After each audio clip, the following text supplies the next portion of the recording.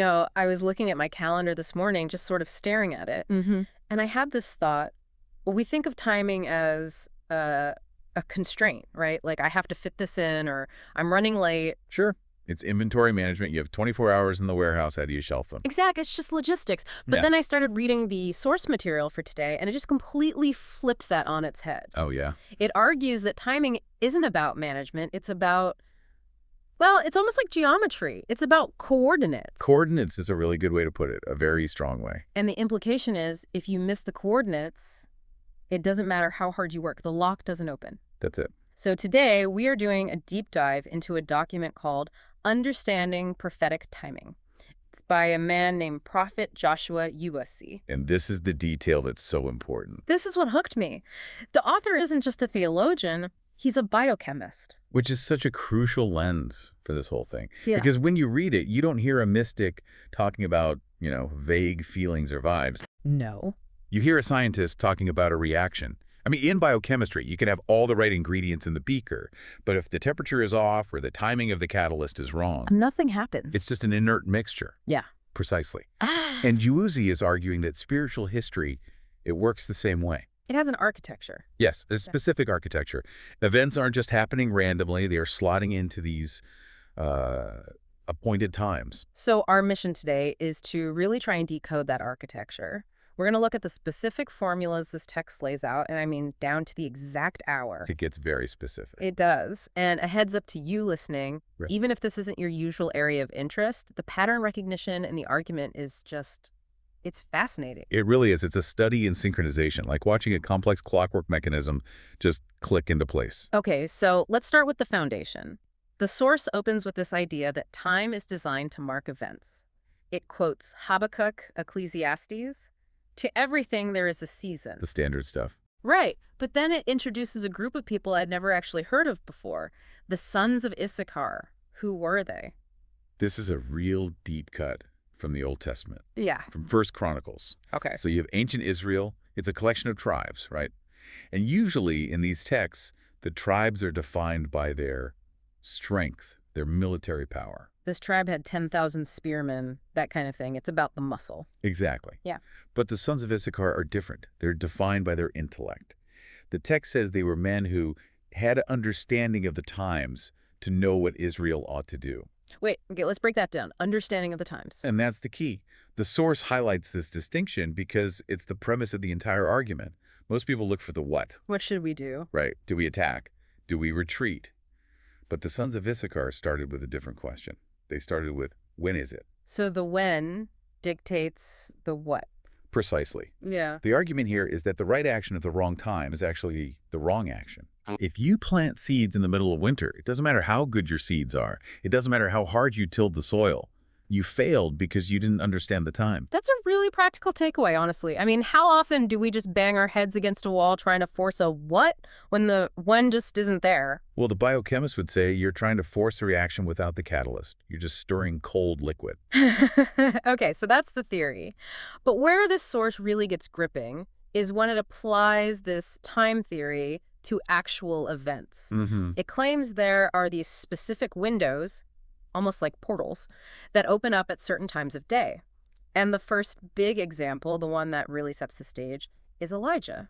The showdown at Mount Carmel, I mean, this is one of the most dramatic scenes in the entire Bible. Set the scene for us, because this isn't just a prayer meeting. Oh, no. It's a national crisis. You have Elijah, a prophet of Yahweh, on one side, And on the other, 450 prophets of Baal. They're having a public god-off who can call down fire from the sky to consume a sacrifice. the stakes are high. Extremely high. And the prophets of Baal, they go first. They spend the entire morning, the whole afternoon, screaming, dancing, cutting themselves with knives. They're exerting massive effort. They're doing the what? Praying with maximum intensity. Everything they've got, and the result, Nothing. silence. No fire, no voice, no answer. So then Elijah steps up. And the source points out something very, very specific about his timing. Yes. He didn't just step up because the other guys were tired. No. The text in 1 Kings says Elijah stepped forward specifically at the time of the offering of the evening sacrifice. The time of the offering of the evening sacrifice. Okay, why does the source fixate on that one phrase? Because to the author, that's the formula. In the Jewish temple system, there were these two main daily set points. You had the morning sacrifice around 9 a.m. and the evening sacrifice around 3 p.m. And these weren't random. Not at all. These were the appointed times when the covenant with God was renewed every single day. So Elijah is basically hacking the system. He's aligning his personal prayer with the national schedule. He's synchronizing. He knows that at that specific hour, the window is open because of the sacrifice. He just waits for the clock to hit the mark. And the result. The fire falls immediately. And the source describes it so vividly.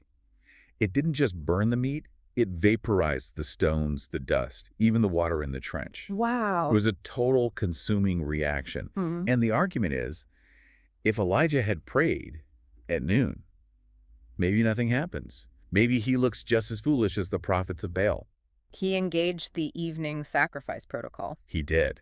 And the connection was instant. It's interesting to think of spiritual connection not as this constant stream, but as something that has peaks and valleys based on time. Exactly. It suggests the universe has a rhythm. You can play off beat if you want, but the music sounds a lot better when you're on the beat. Okay, so that's the Old Testament. Right. Elijah, the fire. But the author is a Christian theologian, so he's obviously building towards something bigger. He argues this evening sacrifice pattern isn't just a one-off, it's a foreshadowing. This is where we get into the prophetic timing part of the title. The source argues that the life of Jesus wasn't just, a series of unfortunate events or political moves. It was him slotting himself into these ancient time signatures. Yes, into the Jewish feast days. Like Passover. Exactly. I mean, Jesus is often called a Passover lamb, and that's usually taught as a nice metaphor, Yeah. He's gentle, he's a sacrifice. But the source says, no, look at the clock. Look at the clock. Jesus was crucified when the Feast of Passover had fully come. He wasn't just a metaphorical lamb. He was killed during the lamb-killing festival. And then there's Pentecost. Acts chapter 2. The Holy Spirit comes down, tongues of fire, the birth of the church. When does it happen? The text says, when the day of Pentecost had fully arrived. And specifically, Peter stands up to defend the disciples People think they're drunk. because they're speaking in tongues. And he says, we aren't drunk, it's only the third hour of the day. It was 9 a.m., the time of the morning sacrifice. So you have the Holy Spirit arriving right on the morning schedule. But the source spends most of its time on the other bookend, the specific time Elijah used. The evening sacrifice. Or, as the New Testament calls it, the 9th hour.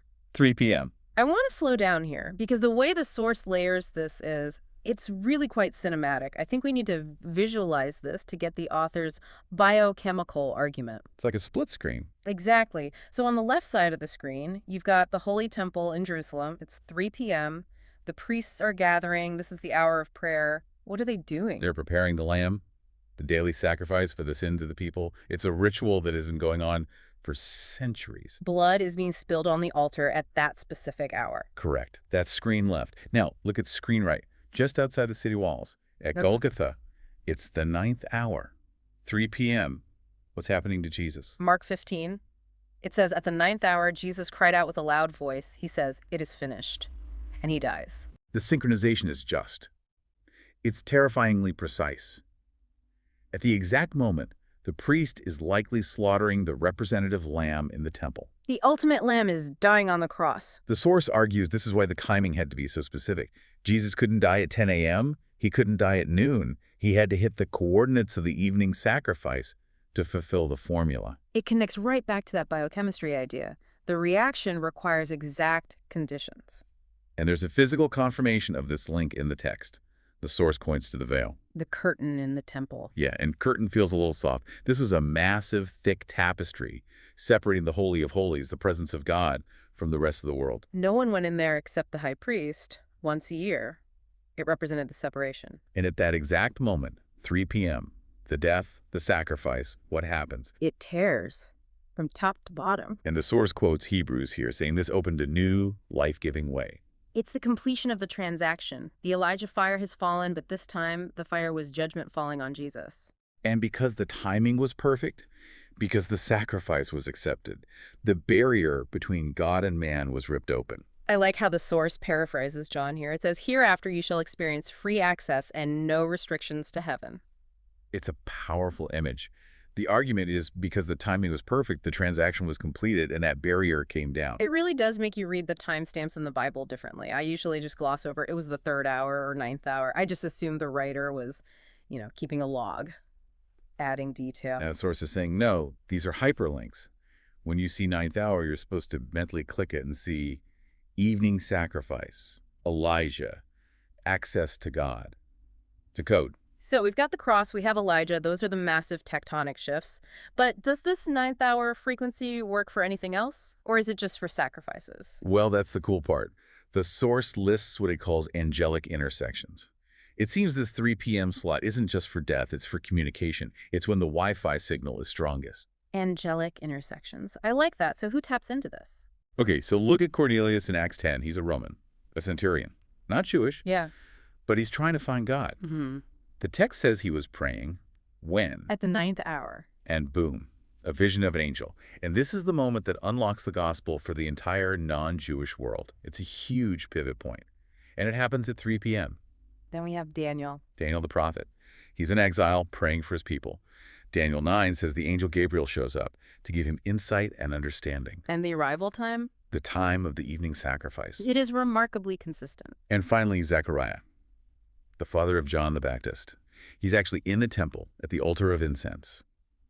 The source notes the time of incense is the hour of prayer. Which is the ninth hour again. And Gabriel appears again. Gabriel seems to have a very strict work schedule. He really does. But notice the pattern. The announcement of the forerunner, John. The death of the Messiah, Jesus. The revelation of the future to Daniel.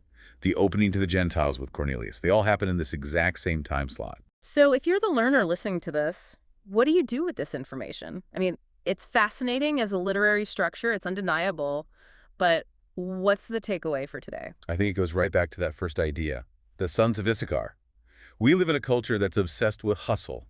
Do more. Push harder. Pray louder. Like the prophets of Baal. Just make more noise. Exactly. But this source suggests that effort isn't the only variable. It suggests there is a time for things. That the spiritual world, maybe reality itself, has a rhythm. And if you can learn to recognize the season you're in, Or the time to act, you stop fighting against the current. it's the difference between rowing a boat and just putting up a sail. That is a perfect analogy. Elijah put up a sail at the time of the evening sacrifice, and the wind just caught him. The prophets of Baal were rowing until their hands bled, and they went nowhere. The source is inviting us to stop rowing so hard and look at the clock. Yeah, it definitely makes you want to pay more attention to those little details you usually skim over. It's not just a story, it's a system. A system with a designer. That's the biochemist's conclusion. He looks at the data points, sees the correlation, and concludes there is an active intelligence behind the timing. Well, that brings us to the end of this deep dive. We've gone from ancient tribes to temple rituals to the crucifixion, all on the thread of a specific time of day. It was a fun ride. I want to leave you with a question to chew on based on that Sons of Issachar idea. If there really are appointed times for breakthroughs, these windows where the door is just unlocked, how many of those moments have we missed simply because we were too busy looking at our to-do list instead of the clock? That is the question. Thanks for listening to this deep dive. We'll see you on the next one. Stay curious.